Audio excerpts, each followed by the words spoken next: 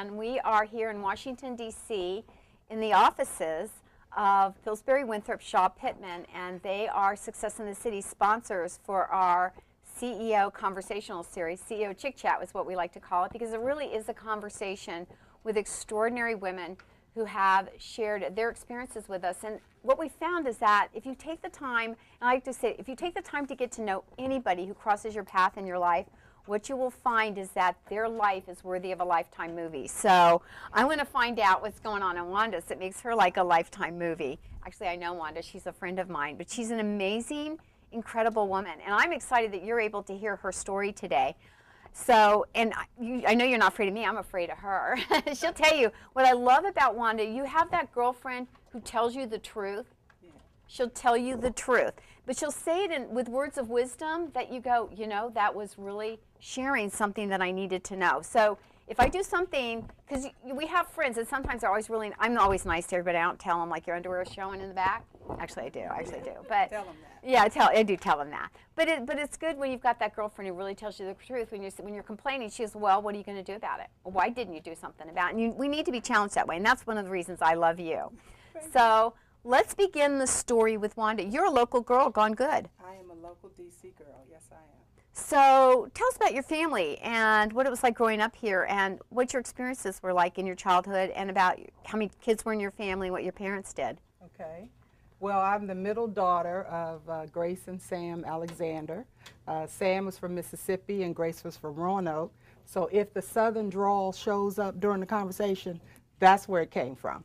I am the middle of five, like I said, and we grew up in Northeast D.C., 2117 I Street, Northeast, apartment 10, 399-9173. This was before area codes were out, and as you can see, we were required to memorize where we lived. There's a good reason for that. I ended up missing once, but and it was good that I knew that information.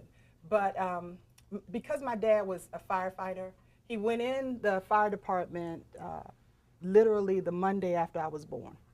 I was born on Mother's Day. I thought I was the greatest gift they ever received. And on Monday morning, he went into the fire department in D.C. in the last segregated firehouse in the District of Columbia. And he was also the first African-American assistant to the fire chief. And he was an amazing, amazing, amazing man. And his whole intention from the time I think he spoke to us in the womb. And he leaned over and said, you will go to college. We came out of the womb knowing we would go to college. And every 2 weeks, my father would come home and open this silver container. And in it were savings bonds. And he would put one in and my mother would put one in. And then when the box got full, he'd get another box and another box. And then when my sister went to college, he opened the first box, took them out in order, cashed them, and so we knew those silver boxes represented, you will go to college. And so I always tell people love for me was in a silver box because I knew that his intention was the highest good for me and my siblings. And all 5 of us graduated from college. Some of us have, not me, but some of us have advanced degrees, not me. I want to stop you there. So you can see, I think, just right now, a glimpse of why I love this girl. She is amazing, the story she shares. So you shared a couple of things. Number one is that when I went missing, it was good I knew my address. So we want to come back and talk about when you went missing. Okay. And it was good you knew your address. But I want to talk about, because a lot of times there are women in our generational age, we remember or are aware of segregation. And it's a really important part of our history. It's an important part of being a woman. Yes. And I'm always amazed when I meet, and I don't mean to separate people in a box, but we have incredible women friends who are African American descent. And I know what the challenges were us for being a white woman going through those challenges, but you then add on that extra layer of color, which was distinction and how our culture and society viewed. I was raised all over the world in a military environment, and I didn't understand segregation and prejudice because we were all together, you know. So it was always been this topic to me that's fascinating. I never understood not liking somebody because of their pink shirt, the color of their skin, what their hair was like. I mean, so that's always a fascinating topic to me. So I think I bring this kind of unique perspective because, like, when I first moved here to the United States, because I was raised a lot overseas, and the first time I saw people protest, I go, what are they protesting? He said segregation. Who's segregating? Because I never was in a place where I had seen that before. So how was it your parents, were they sensitive to that issue, and were they conveying it to their children, you know, the only way we have opportunity is by education? What were you hearing or seeing and sensing? Because your dad was in the last segregated. That's correct. And then when did it become integrated? It became integrated in the early 60s, and I didn't learn a lot about that process from my dad until I was an adult, and I was in the working world, and we would have these conversations. But it was difficult for him to go into an integrated system in the fire department. My father was an avid reader. He read books all the time.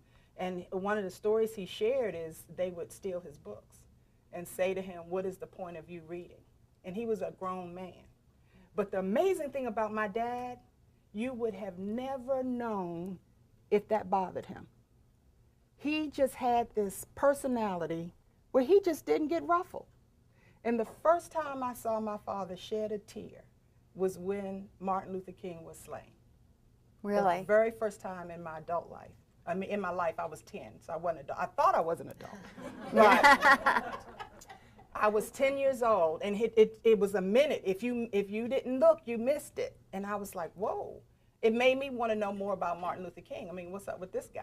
I mean, I was 10. Who paid attention? And my father taught us that we couldn't be limited by anything. Nothing. Your race, your sex, nothing can limit you.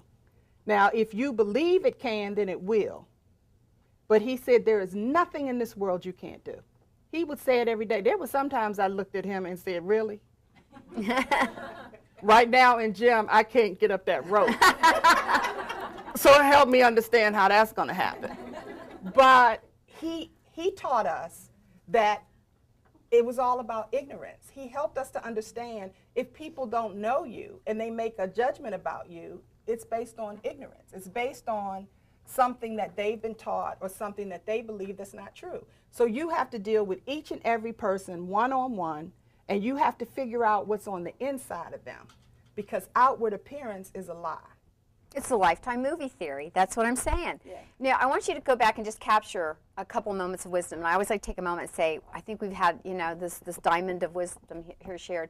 Number one is what you tell your children, the conversation of the people you have around you is all encompassing. Yeah. How you have that conversation. So if you tell somebody they're not doing well, they're bad, if you begin to shape that for the generation that follows of what opportunity is, it's just like the sense of scarcity that we have in this country and being in a recession. It really is a perception.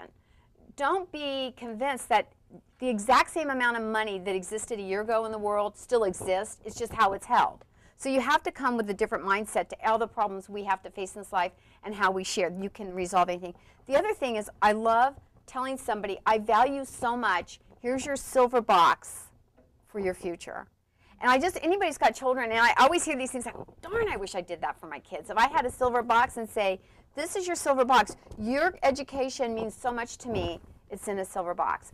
And whatever that is, but if you love somebody or care about somebody or you share, even an employee that you care about, here's your silver box. And I'm putting your future here for you. I think that's just powerful, powerful.